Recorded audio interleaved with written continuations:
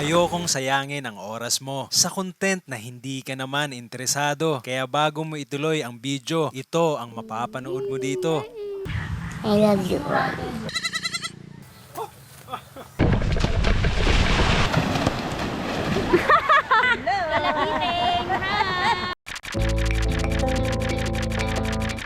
Meron tayong gustong gawin na nagmumula mismo sa sentro ng pagkatao natin. Madalas lang hindi natin ito binibigyan ng pansin sa pag-akalang may mas importante na kailangang unahin. Kapag dumating yung araw na nagdesisyon tayong sundin ito, ang buhay mismo ang kikilos para ilagay tayo sa daan kung saan ito patungo.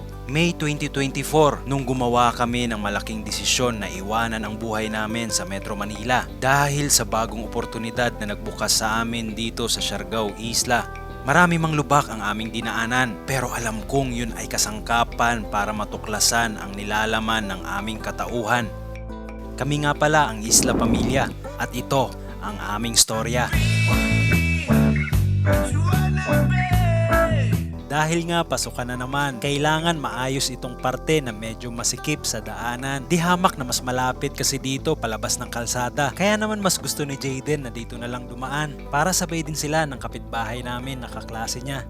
Kaso lang may isang beses na naaktuhan kong madapa siya dito.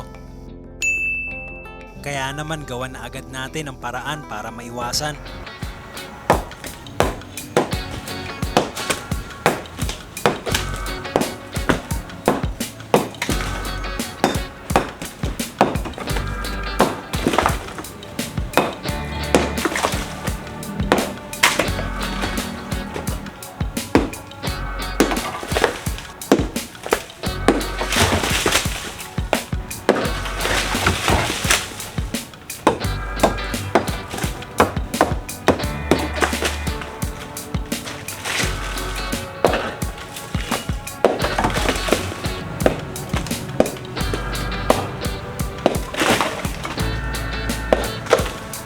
May ilang suggestions nga na gamitan ng jackhammer or maso. Ang kaso, martilyo lang meron ako.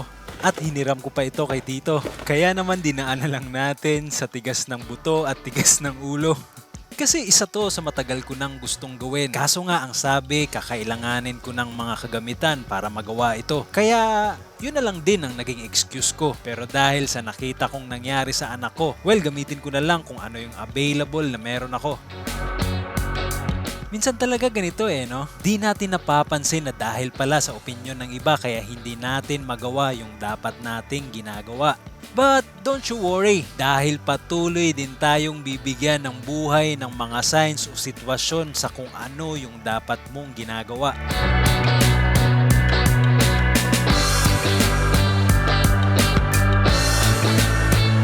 Pagkatapos nga matibag ng sementong nakaharang, ginamit naman natin yung pira-pirasong parte nito para isalansan ng maayos sa daanan at malalaman natin kinabukasan kung maayos ba itong madadaanan.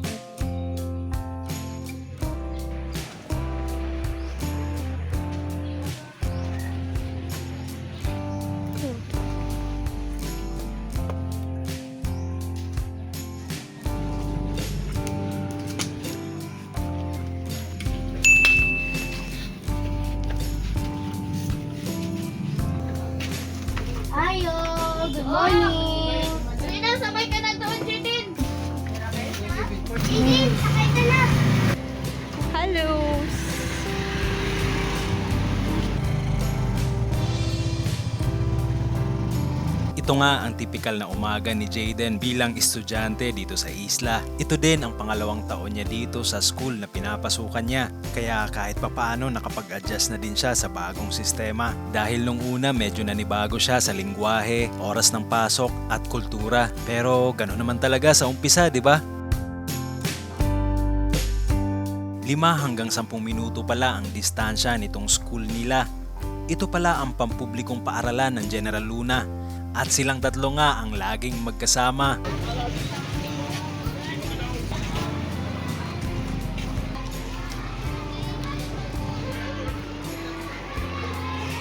Magkapatid pala itong kasama ni Jayden. Sila yung nabanggit ko sa umpisa na anak ng kapitbahay namin. Mas matanda si Jayden sa kanila kaya siya ang nagsisilbing kuya. Napangiti na nga lang ako nung nalaman kong parehong may princess ang pangalan nila. Kasi sundalo ang madalas na tingin ni Jayden sa sarili niya. At ngayon royal soldier na siya dahil 2 prinsesa ang puprotektahan niya. Maraming salamat kung nandito ka pa rin. Tara na't ituloy natin ang kwento ng nakaraan.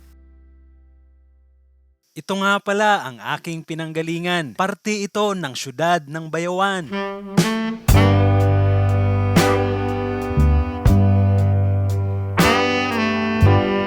At dito sa Barangay Malabugas ang mismong lugar na aking kinalakhan. Kaya naman nandito ang memorya ng aking kabataan na patuloy kong lilingunin kahit saan man ako dalhin ng kasalukuyan.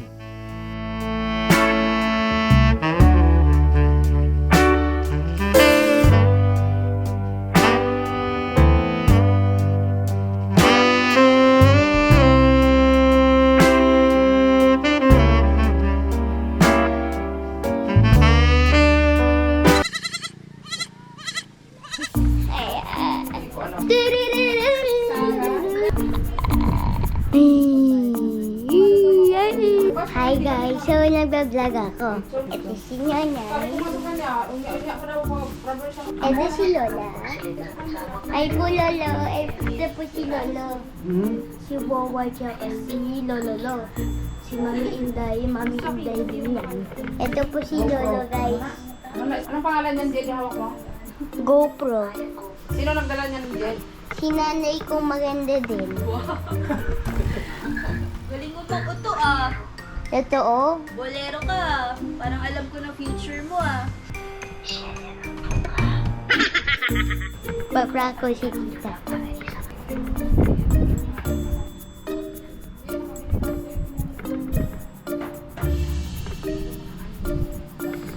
Bakit mo naman?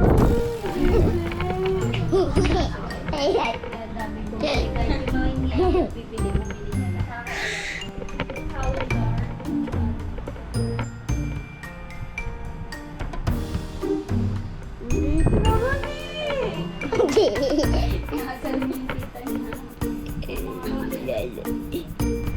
Tita, gising na. Gising na, tita.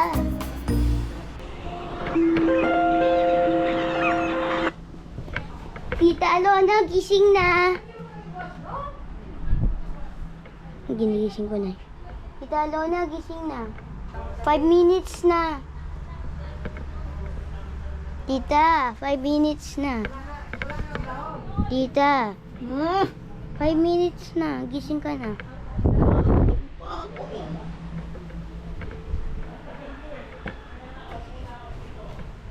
Nantok pa daw siya. 5 minutes na eh. A few minutes later.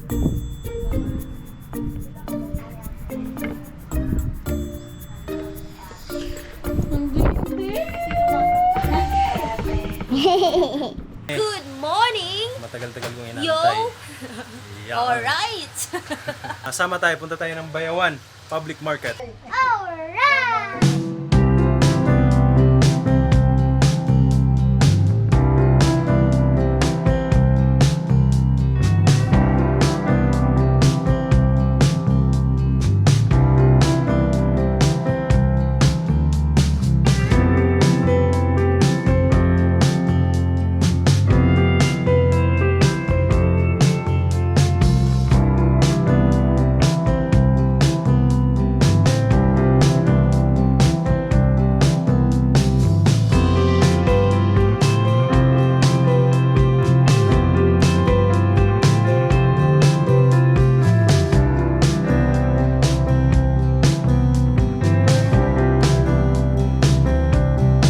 Ayun, finally, natapos na. Ang fresh ng isda nila. Layo ng... Parang ako.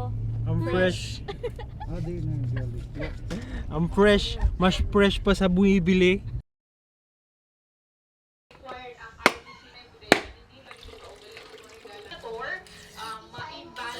Mayaman itong lugar namin sa isda, kaya naman makakabili ka talaga ng sariwa. At para sa akin, the best recipe kapag isda ay sariwa ay kinilaw na merong gata. Alright!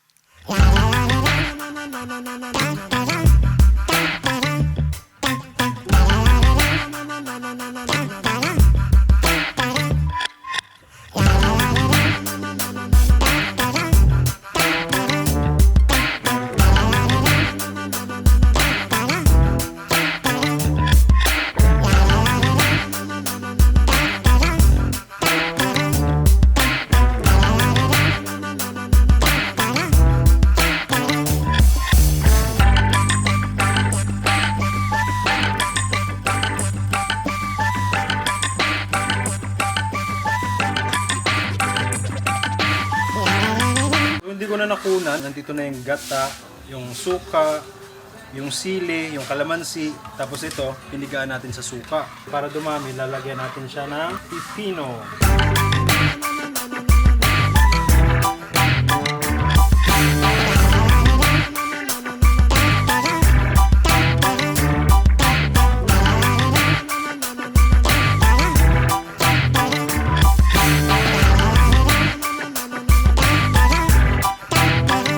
Natapos na nga ang kinilaw.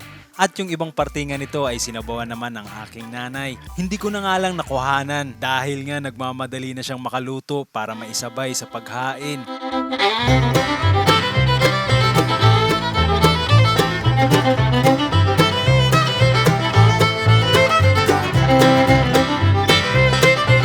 May dalawa palang hindi nakasama dito. Una, si Lolo dahil may sarili siyang schedule na sinusunod sa oras ng pagkain dahil may mga gamot and supplement siyang iniinom. At pangalawa, yung bunso naming kapatid. Siya kasi yung naka-duty sa maliit na tindahan ng aking nanay. Kaya kahit gustuhin man naming magsabay-sabay, pero sa oras na ito, hindi pa ibinibigay. Maganda sanang tingnan sa video na kumpletong kumakain, ano? Pero sa oras kasi na to, ito yung totoo.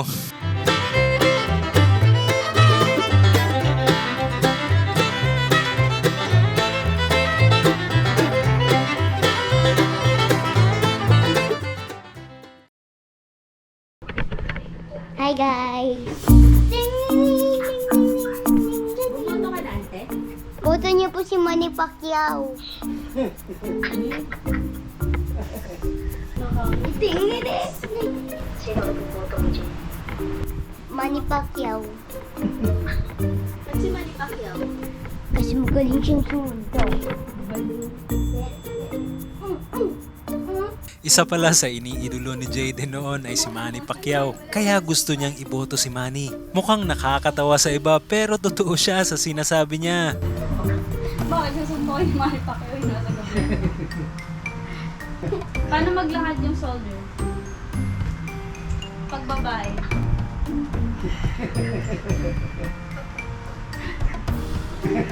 Ba't ang balit mo?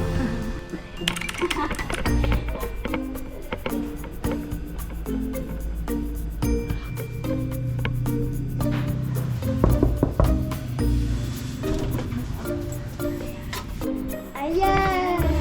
Ang laki ng TV.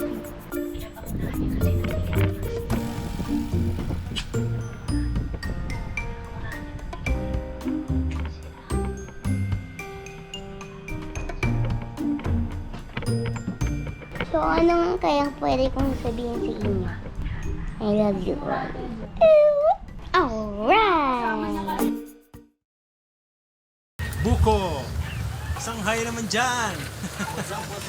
What's up? What's up? Kanina? Oo.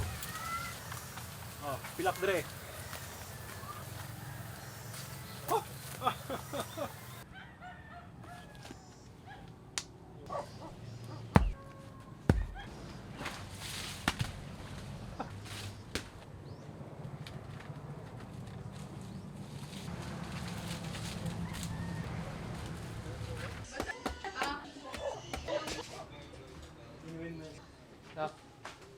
Damit mo. Alright! Nandito kami ngayon sa bahay ng aking isang magandang amphitryon ngayon. Oh. Yan. Hindi, nandun kang sa ano. Simpleng bahay pero puno ng halaman. Artista ka? Ha? Ha? Artista ka? Ito yung camera.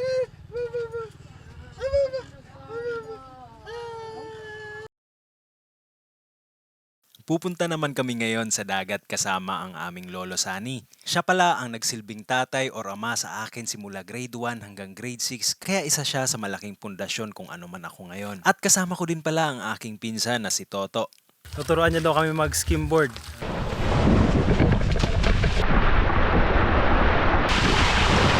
Isa sa mga kapatid ni Lolo, si Lola Bibot, yan. Marami kaming lola dito. Yan.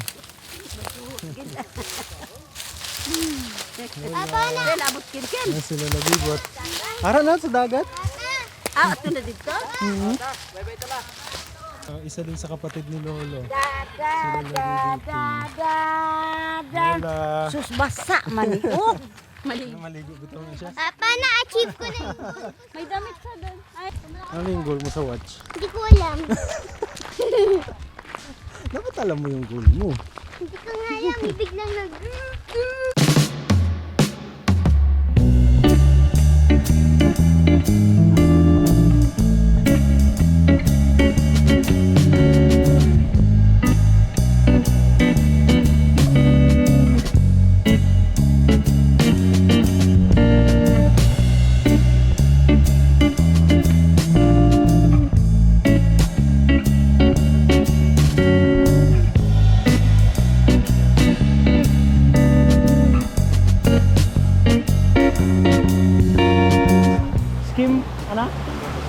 Skimboarding!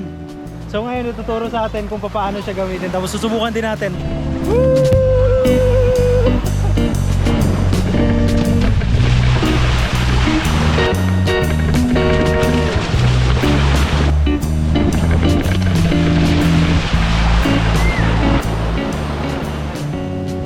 so, meron silang lesson.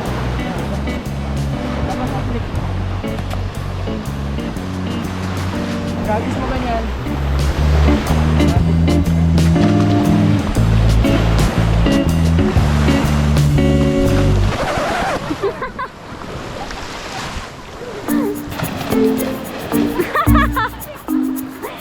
Ginagawa mo!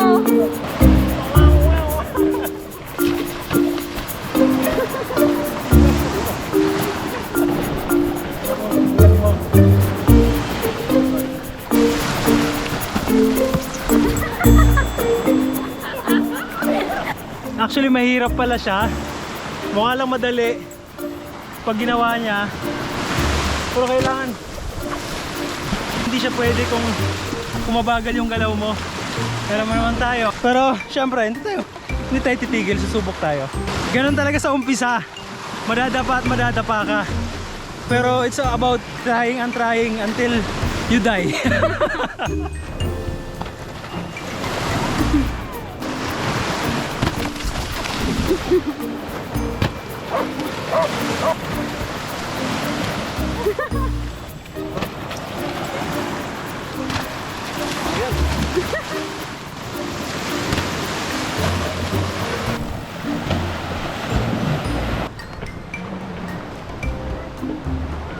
Hello! Hello! Ay, say hi! Hi! Lola Biting! Hi! Lola Bibot! Sa mga magaganda naming lola dito. Magaganda yung Lola, basta.